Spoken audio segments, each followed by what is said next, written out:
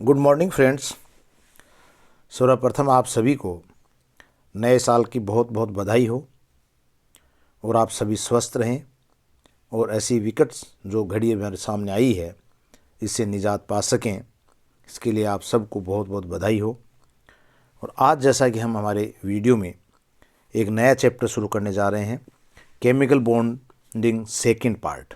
First part में हमने valence bond theory, molecular orbital theory, LCA theory, इन तीनों चारों के बारे में बात की, हाइब्रिडाइजेशन की बात की, वहाँ पे बॉन्ड फॉर्मेशन की बात की। तो ये सारी चीज़ें हम पहले कर चुके हैं केमिकल बॉन्डिंग पार्ट फर्स्ट में। आज हम ले रहे हैं केमिकल बॉन्डिंग पार्ट सेकंड और उसमें हम ले रहे हैं आयनिक सॉलिड। देखिए, क्रिस्टल आपने सभी ने देखे हैं सॉलिड अवस्था में, जब आयन्स एक दूसरे से विपरीत आवेशित आयन एक दूसरे से जब संयोग करके एक क्रिस्टल का निर्माण करते हैं। अब आता है कि इसके अंदर क्रिस्टल निर्माण किस तरह से हो रहा है, कैसे आयनिक सॉलिड्स के रूप में बनते हैं। इस पे हम अधिकांश आपने देखा होगा कि अकार्बनिक यौगिक जो है लवण या उनके ऑक्साइड हैं, हाइड्रोक्साइड्स हैं, ये आदि सब क्या आयनिक प्रकृति के होते हैं। आयनिक ठोसों में क्या होता है, विपरीत आवेशित धनायन एवं ऋणायन परस्पर एक प्रबल स्थिर विद्युत आकर्षण बल द्वारा बंधे रहते हैं।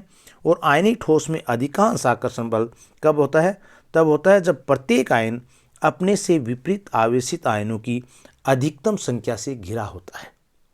तो वहाँ पे क्या होगा, एक अट्रैक्शन जो है, इलेक्ट्रोस्टैटिक अट्रैक्शन जो है वो ज़्यादा होगा, और ज़्यादा होगा तो आयनिक सॉलिड स्थायी बनेगा, या हम कह सकते हैं सॉलिड अवस्था में बनेगा। उनके मध्य बॉन्ड फॉर्मेशन जो है वो स्ट्रॉन्ग होगी।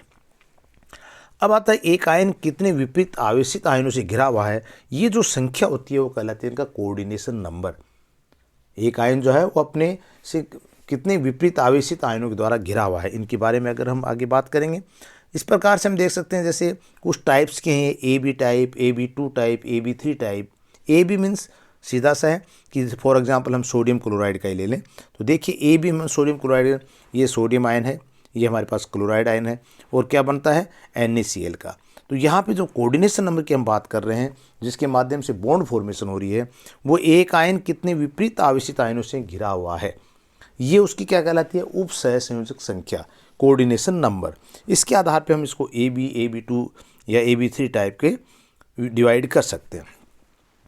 आगे आता है इसमें त्रिज्या अनुपात, या ये कह सकते हैं त्रिज्या अनुपात का प्रभाव व कोऑर्डिनेशन नंबर, यानी कोऑर्डिनेशन नंबर के साथ इसका रेडियस रेशियो जो है, इसका क्या संबंध है, इसका क्या प्रभाव पड़ता है। इसके ऊपर एक क्वेश्चन हमारे पास हर साल कोई ना कोई 4 coordination number, 5 coordination number, 6 coordination number में से कोई ना कोई एक की सुनिश्चित रूप से पूछा जाता है। तो ये हमें कि रेडियाई कैसे निकालते हैं, या ये कह सकते हैं कि त्रिज्या अनुपात की कोऑर्डिनेशन नंबर 4 के लिए त्रिज्या अनुपात ज्ञात कीजिए, या कोऑर्डिनेशन नंबर 6 के लिए त्रिज्या अनुपात ज्ञात कीजिए।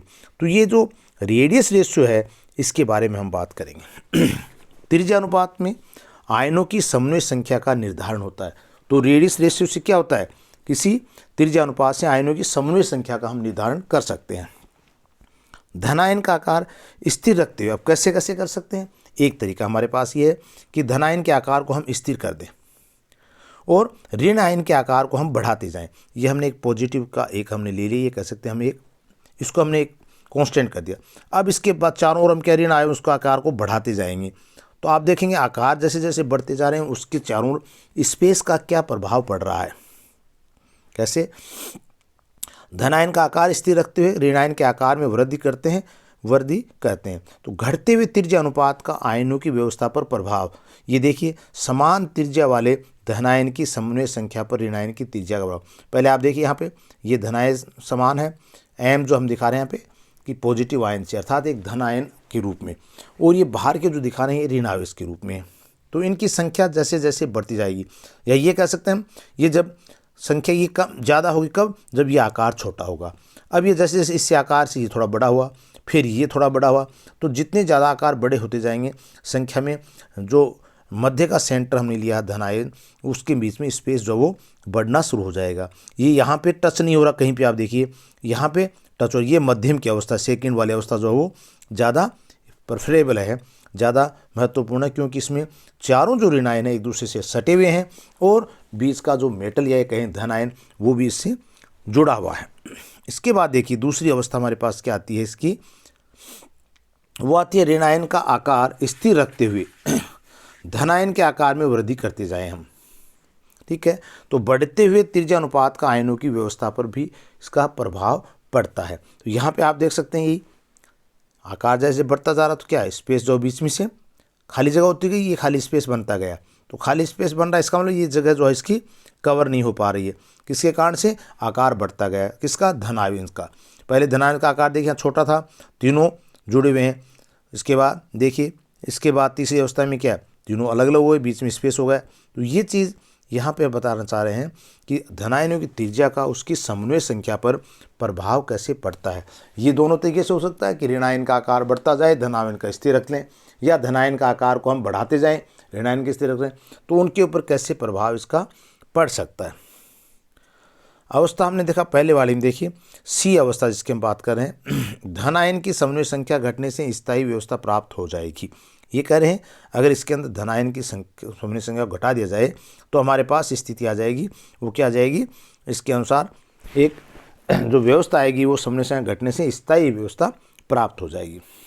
दूसरी अवस्था की हम बात करें, उसमें भी सी पोजीशन जो हम करें 3 नंबर पोजीशन को, धनायन की समन्वय संख्या बढ़ने से स्थायी व्यवस्था प्राप्त हो जाएगी। क्योंकि जैसे जैसे धनायन की संख्या बढ़ेगी तो क्या होगी, एक स्थायी अवस्था यहाँ भी प्राप्त हो जाएगी। तो दोनों स्थिति में हम कह सकते हैं कि इनकी आकार के साथ, इसकी समन्वय संख्या के साथ इसका कैसे प्रभाव पड़ता है। तो दोनों में हमने देखा है कि स्थिति में क्या हो रहा है इसके अंदर, कि किस प्रकार से मध्य का रिक्त स्थान जो है वो कम हो रहा है या बढ़ रहा है, किसी भी मध्य में कोई रिक्त स्थान है या नहीं है। इस प्रकार की व्यवस्था प्राप्त करने के लिए क्या करते हैं, धनायन अपनी संख्या का निर्धारण करते हैं।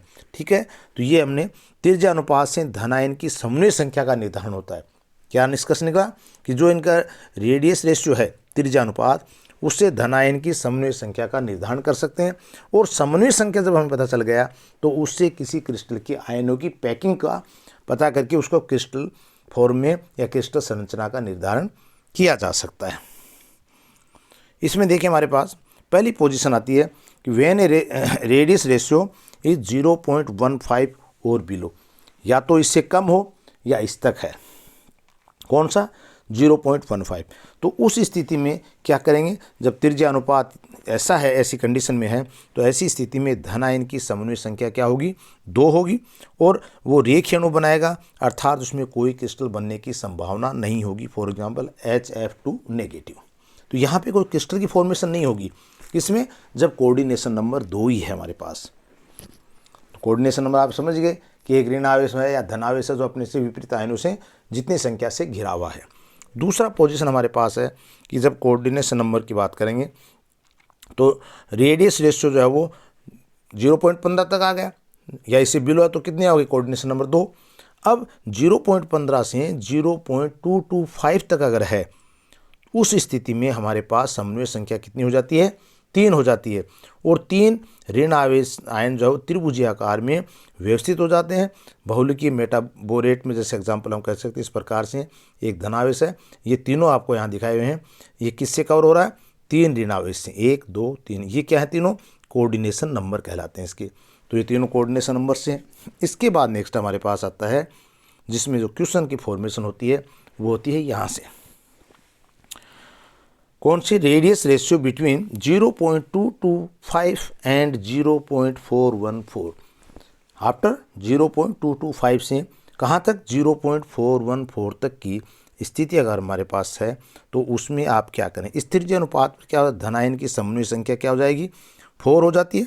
और प्रत्येक धनायन से 4 ऋणायन एक टेट्राहाइड्रल अवस्था में चतुष्फुल के आकार में व्यवस्थित हो जाते हैं। 4 कोऑर्डिनेशन नंबर में क्या हो जाएगा? टेट्राहाइड्रल पोजीशन आ जाएगी। तो धनायन की 4 समन्वय संख्या के लिए त्रिज्या अनुपात की गणना हम कैसे कर सकते हैं? ये टेट्राहाइड्रल पोजीशन है, यहाँ भी एक धनावेश है और चारों क्या लगे हुए हैं? 1 2 3 4 ऋणावेश है। तो ये स्थिति क्या है? टेट्राहाइड्रल चतुष्फलकीय संरचना बन रही है। इसके अंतर्गत धनायन की 4 समन्वय संख्या के लिए त्रिज्या अनुपात की गणना कैसे करें? ये क्वेश्चन आपके एग्जाम में आता है। पहले आप इसको समझिए, घन को, क्यूब को। तो हमने एक क्यूब बना रखा है, यहाँ पे आप देखिए ये एक बीच का हमने ओ बना रखा है। ओ के रूप में ये क्या है? धनावेश है। इस धनावेश से 1 2 3 और 4 ABCD ये 4 ऋण आवेश जुड़े हुए हैं, टेट्राहाइड्रल पोजीशन में है ये। अगर आप इसको गौर से देखें तो ये क्या पोजीशन बन रही है हमारे पास, टेट्राहाइड्रल पोजीशन, जो हमने क्या दिखाया ऊपर, टेट्राहाइड्रल पोजीशन को यहाँ पे देखिए आपने, ये पोजीशन बन रही है इसकी। इस पोजीशन पे आप देखिए ये लगे हुए ABCD 4 प्रकार से हमारे पास चतुष्फलक के आकार में गिरा हुआ है। परमाणु का आकार इस प्रकार का है कि उसके किनारे परस्पर एक दूसरे को छूते हुए हैं। धनायन के केंद्र बिंदु O, ये हमारे पास केंद्र बिंदु O है, से CD, ये हमारा C से D, ये C है, यहाँ से यहाँ ये CD के ऊपर एक लंब डालते हैं OP। तो ये CD के ऊपर ये OP एक लंब डाला हुआ है, जिसको ये P बिंदु है, ये O बिंदु है। तो यहाँ से CD रेखा के ऊपर एक लंब डालते हैं, जिसके कारण त्रिभुज क्या बन रहा है हमारे पास, त्रिभुज जो बन रहा है वो बन रहा है कौन सा, OPD। ये बन रहा है OPD, कौन सा, O ये है, यहाँ से लेकर के ये हमारे पास एक ट्रायंगल बन रहा है। अब इस त्रिभुज के आधार पे हम क्या निकाल रहे हैं, OP OD इनका मान निकालेंगे। तो हमने क्या बताया यहाँ पे इसे 4 ऋणायन किससे जुड़े हैं, एक 4 ऋणायन द्वारा ABCD द्वारा चतुष्फलक के आकार में घिरा हुआ है। वह परमाणु का आकार इस प्रकार का है कि उनके किनारे परस्पर एक दूसरे से छूते हुए हैं, और धनायन के केंद्र बिंदु O से CD पर हमने एक लंब डाला OP, जिसके कारण त्रिभुज का एक निर्माण हुआ OPD। अब आप देखिए OPD ट्रायंगुलर त्रिभुज OPD के अंदर देखिए एक समीकरण पहले हमारे आई हुई है, सब जानते हैं आप इसको, क्या, कर्ण का स्क्वायर बराबर क्या, आधार स्क्वायर प्लस लंब स्क्वायर होता है। तो कर्ण हमारे पास क्या है, यहाँ पे हमने त्रिभुज क्या निकाला, ये देखिए ये हमने बनाया था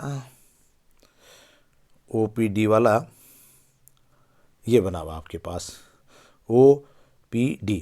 अब यहाँ पे OPD का OD तो कौन सा है, OD, ये है कर्ण। कर्ण का स्क्वायर बराबर क्या है, लंब का स्क्वायर OP इसका स्क्वायर प्लस आधार PD का स्क्वायर। ठीक है, तो ये क्या आ जाएगा, OD हम जानते हैं क्या, O में क्या है, नेगेटिव चार्ज का भी, ये नेगेटिव वाला भी है, इसके अंदर पॉजिटिव भी आ रहा है, अर्थात OD बराबर R प्लस R माइनस का होल स्क्वायर बराबर OP square plus BD square. अब इसमें क्या करते हैं हम, एक अगर देखें तो हम देखा FC या CF बराबर EC बराबर DE, यानी ये तीनों रेखाएं समान हैं। ठीक है, तो हमने क्या लिखा इसको, CF बराबर DE बराबर CE।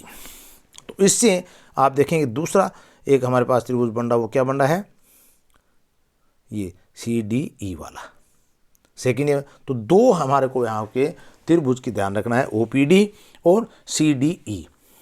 OPD से हमने CF बराबर DF बराबर DE का मान निकाला है, ये हमने एक समीकरण। दूसरा हमारे पास क्या आ रहा है, त्रिभुज CDF से आपने देखा है कि 2PD या CD बराबर हम ले लें, CD बराबर क्या लिया हमने, ये 2PD, ये हमने लिया CD बराबर इक्वल किसका है, CD इक्वल है 2PD के, ये P से D का इक्वल है किसके, CD के 2 के बराबर। तो हमने कह दिया इसको 2PD बराबर CD equal to under root DE square plus C square, या स्कोर क्या कर सकते, क्योंकि हमने पहले कह दिया कि D इक्वल टू क्या है, CE है, तो D इक्वल टू C है, तो क्या हो जाए यहाँ पे 2CE स्क्वायर कर सकते हैं। 2CE स्क्वायर को भी हमने 2 अंडर रूट में लेकर के और C को बाहर ले सकते हैं। अब देखिए CE बराबर है CF बराबर क्या कर सकते हैं 2OP, तो इसको अगर हम 2PD बराबर वापस रखें मान इसमें, तो 2 अंडर रूट 2OP, या इसको कह सकते हैं PD बराबर अंडर रूट 2OP, या OP का अगर मान निकालें 1 अपॉन अंडर रूट 2PD इसका मान आ जाएगा। तो ये हम ज्ञात कर सकते हैं OP का मान। इस OP के मान को हम अब कहाँ पे रखेंगे, हमारे पास जो समीकरण पहले निकली हुई थी OD स्क्वायर बराबर OP square plus PD square, यहाँ पे हमने OP के मान को पुटअप कर देंगे। तो क्या आ जाएगा, R प्लस R माइनस का स्क्वायर बराबर क्या आएगा OP square plus PD square, ये हमारे पास समीकरण थी। अब PD का OP का मान हमने यहाँ से यहाँ रख दिया, तो R प्लस R माइनस का होल स्क्वायर बराबर क्या आ जाएगा, half PD square plus PD square, क्योंकि OP बराबर क्या था, हाफ PD का मान 1, तो ये मान आ गया हमारे पास। अब ये टोटल अगर इसका करेंगे तो आएगा 3/2 PD स्क्वायर। अब इसको हम रखें नीचे, R प्लस R माइनस का स्क्वायर बराबर क्या हो जाएगा 3/2 PD स्क्वायर, यानी PD स्क्वायर बराबर क्या होता है R नेगेटिव, क्योंकि PD का मान किस में आ रहा है, ऋण आवेश की त्रिज्या का अनुपात है, त्रिज्या है, तो R नेगेटिव स्क्वायर। तो पी डी बराबर क्या आ जाएगा, आर नेगेटिव। अब हम इसको लिख सकते हैं R plus plus R minus बराबर √3/2 आर नेगेटिव। अब इसके मान को अगर हम ज्ञात करें तो ये आता है 1.225 आर नेगेटिव। यहाँ पे आर प्लस बराबर कर सकते हैं 1.225 R negative minus R negative, और यहाँ पे मान अगर इसका निकालेंगे तो आएगा आर प्लस बराबर 0.225 आर नेगेटिव।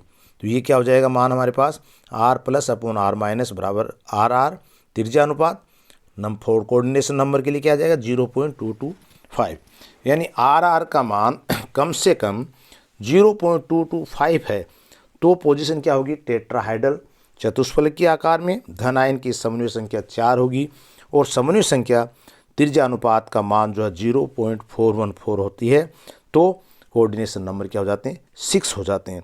तो यहाँ से हम 0.225 से 0.414 तक के मान को हम इसमें ले सकते हैं। तो ये हमें कोऑर्डिनेशन नंबर 4 के बारे में हम रेडियाई निकाल सकते हैं, रेडियस रेशियो जिसकी हम बात करते हैं उसको हम गणना कर सकते हैं। इसमें आपको ये क्यूब घन बना करके और इसके अनुसार आपको करने व्यवस्थित, ज़्यादा रटने की ज़रूरत नहीं है। आपको सिर्फ क्या करना है अपने पास, वो हमने क्या लिया, यहाँ पे एक धनावेश है जो अंदर केंद्र बिंदु में है जिसको ओ मान लिया, और इसके चारों ओर ए बी सी डी ये 4 ऋणावेश हैं जो एक चतुष्फलक में है।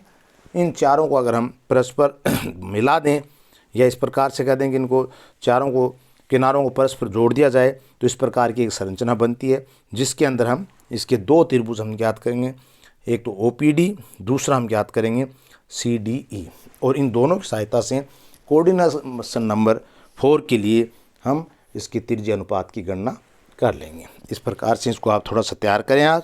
Thank you.